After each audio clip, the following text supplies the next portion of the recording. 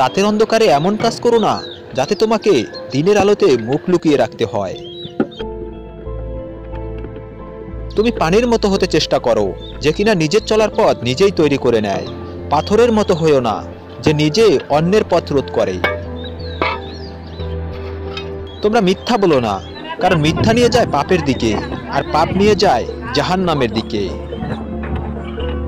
যে ব্যক্তি আল্লাহর ভয়ে কাঁদে তার জাহান্নামে যাওয়া অনুরূপ অসম্ভব, যেমন গাভীর বাট থেকে দুধ বের হওয়ার পরেই পুনরায় ভিতরে ঢুকানো অসম্ভব।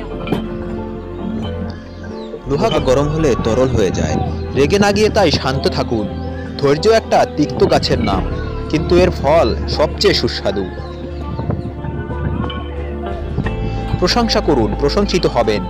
সম্মান করুন, সম্মানিত হবেন। অন্যের দোষ ঢাকুন, নিজের দোষ গোপন থাকবে। সত্য কথা বলুন, কেউ আপনাকে মিথ্যা বলতে পারবে না। ন্যায় পথে চলুন, কারো দ্বারা প্রতারিত হবেন না। ক্ষমা করতে শিখুন, হৃদয় জয় করতে পারবেন। ভালোবাসতে শিখুন, ভালোবাসা পাবেন। জীবনে বড় হও, কিন্তু কাউকে ছোট করে নয়।